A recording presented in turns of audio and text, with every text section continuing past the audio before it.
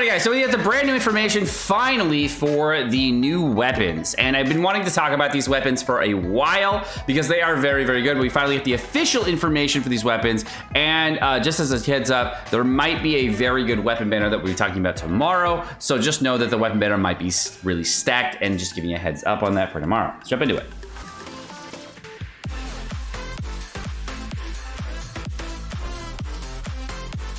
All right, so going into 2.5, we have the brand new Kaguras Verity Catalyst. This catalyst is going to be for Yae Miko. It looks ridiculously dumb. I hate the look of this weapon, but it doesn't matter because catalyst weapons, you can't really see it. It literally looks like, it looks so stupid, but it's a wand. But either way, it's a good weapon. Okay, so beyond it looking really dumb, I very much enjoy the weapon itself. Okay, so the catalyst, it actually has they had that to say it's a catalyst because it looks like a wand with like a little spiral thing on the outside. Is a 66 crit damage weapon, same as Staff of Homa with a 608 base attack. This weapon overall is stacked AF, okay? Now look at this passive here. Gains Kagura's dance effect when using an elemental skill, causing elemental skill damage of the characters wielding this weapon to increase by 12% for 16 seconds.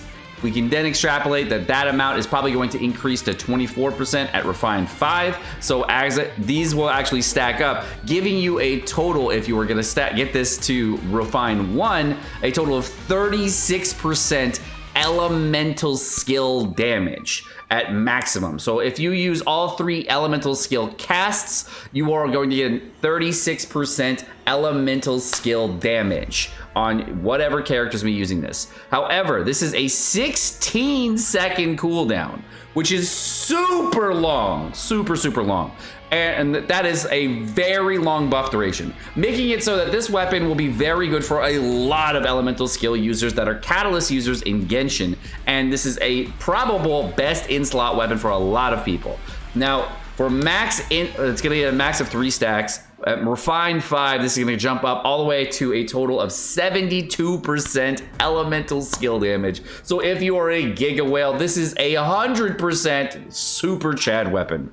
All right, this character will also get 12% all elemental damage bonus when they possess 3 stacks. So in addition to that, 36% elemental skill damage, you're also getting 12% elemental damage on top of this. Now, the reason this weapon is so freaking powerful is because it is so much better than any other catalyst that exists in Genshin right now. Now, if you didn't know this, I do have a Giga Whale account, and my Giga Whale account literally spends tens of thousands of dollars in Genshin Impact, and I level every weapon in the game. The only weapons that we have right now that are catalyst weapons for 5-star catalysts are the Skyward Atlas, which just gives raw 24% elemental damage bonus. So you can see clearly with this weapon, you are going to get a 66% crit damage bonus that is already going to be better than the 33% attack that you're getting on this thing.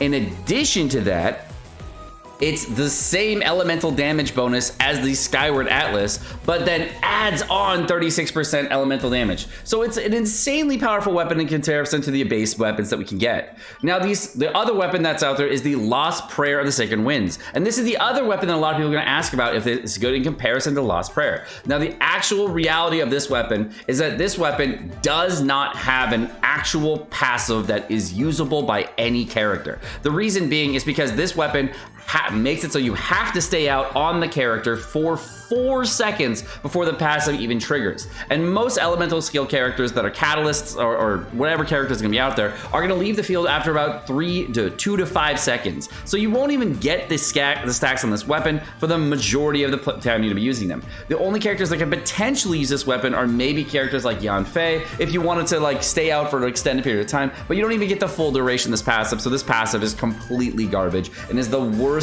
overall passive in Genshin for any 5-star.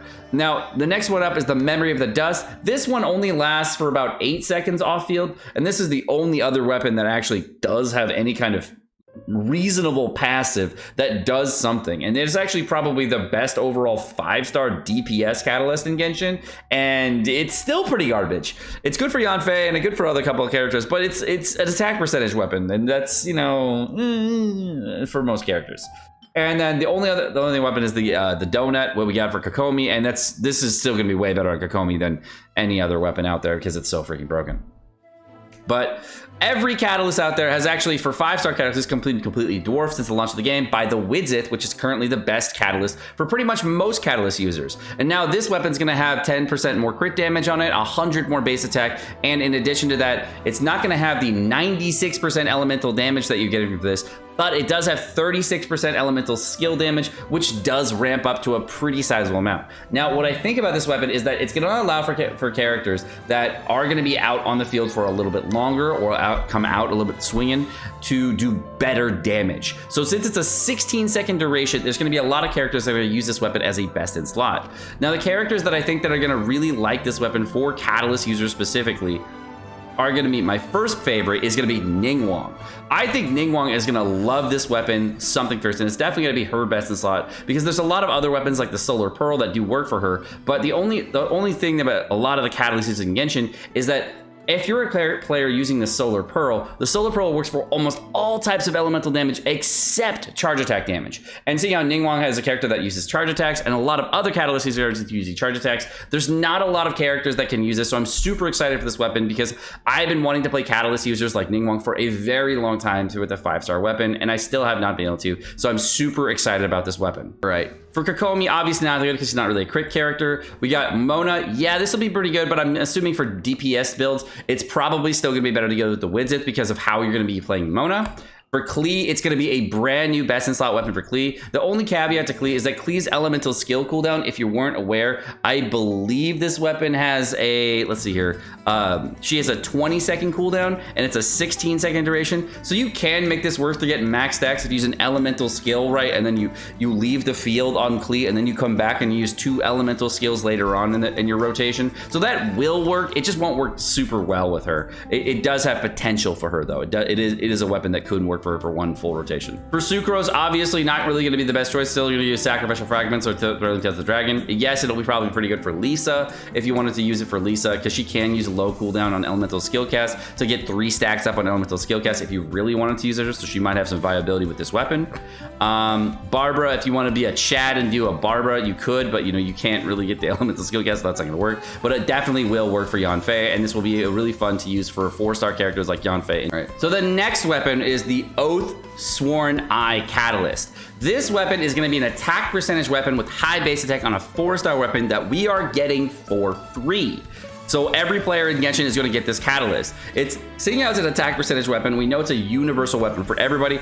And whenever you use an elemental skill, you're going to get energy recharge increase by 24%, which at maximum refine, which we are going to get for free, will be 48% energy recharge. And this will be a very good catalyst. However, I was doing some math on this earlier today, and it will be a very good catalyst for a lot of players, because it's a universal catalyst for every character in Genshin. However, it will still be worse than the Widzith for pretty much every DPS character. If you're wondering if it's going to be good on Kokomi, however, my thought process is no. And the reason it's going to be no is because the Prototype Amber is the current best in slot free-to-play weapon for pretty much every player out there. And the reason it's so good is because it's an HP percentage weapon, which will boost Kokomi's damage on her kit, as well as boost her healing, which is very strong for her. The other thing is that the element, when you're using an elemental burst, it's regenerating a total of 18 total energy over the course of the elemental burst duration. Now, when I was doing the math on 48% energy recharge earlier on what the particle generation is for like a vaporized team or whatnot, for Kokomi's receiving the particles while she's off field, this weapon was not really giving as much battery to Kokomi. I believe it was giving somewhere about, somewhere about 50% to about, I would say, maybe 75% if you were using a lot of elemental skill casts, as much as the Prototype Amber in a short duration for whatever you would be able to do in a small fight while Kokomi is off field. Now, Kokomi will still generate this energy recharge, to my knowledge, off field, so you'll still get the energy on this when you leave the field, to my knowledge, and I don't really think that's going to change. But at 48%, you would think it would be a lot of energy recharge. My experience doing the math on this led me to believe that this weapon is still going to be better than the current weapon. But if you don't want to actually build the Prototype Amber, it's still going to be a comparable weapon to the prototype Amber as far as like what you can get for healing. And if you wanted to build yourself a Hakushin ring for like a Sucrose or whatever, you want to use this on Kokomi, or you want to use another weapon like this weapon for damage percentage boosting instead and craft this weapon, you could do that, and that would actually make it so that you have your damage boosting weapon and then an attack percentage energy recharge weapon that you can give to your Kokomi. And then for other Catalyst characters, Yanfei always has energy recharge problems, so this was of course a decent option for her. Probably an okay option for Lisa, not really. I don't think this weapon's going to be a good weapon for Ningguang, honestly, because Ningguang is a character that has a really low energy cost on her elemental skill, or no, sorry, elemental burst at 40 energy cost. So because she has a 40 energy cost elemental burst, I'm really not feeling this weapon for her. For Sucrose, you could make an argument this would be good, but I would still say the Sacrificial Fragments is better. And if you don't have a Sacrificial Fragments, you don't have a Mappa Mare or any weapon like that, or you're not going to use a Thrilling Tales on your Sucrose, this weapon would be good for Sucrose for just the energy recharge component, and attack percentage is okay on her, just not the best. For Klee, Klee is actually an energy battery by herself, so she actually doesn't need this weapon. Mona will still be better with the Widzith. And Barbara, I guess this weapon could work for a DPS Barbara build if you wanted to get your elemental burst up a little bit more often. So all in all, on the Oathsworn Eye Catalyst, I do find this weapon to be a little bit lackluster, but if you are a newer player, this weapon will be a good stopgap weapon for you so that you can build up your roster and have a weapon that you can use for a long period of time until you get those really big upgrades like Refined 5 Widzith, or you get yourself other catalysts that you can use, or if you just don't have a lot of prototypes. So this is a really good weapon for newer players, not so much for veteran players. Alright guys, well, let's get into this video. My name's Sekapoko. Thanks for watching. Hope you enjoyed the video. Let me know what you guys think about these two weapons in the comment section down below. I'm so glad that Catalyst users are finally getting some love and some new catalysts that are actually, you know, relevant catalysts. And that's awesome because we haven't really been able to play Catalyst users for a long time with like good weapons besides the Widzith. And the only thing I've also been able to do with them lately is like prototype Amber builds for like offshoot things. And this is just fun. And I'm glad that we're having to try like more DPS strategies with different characters. Have a great day, guys.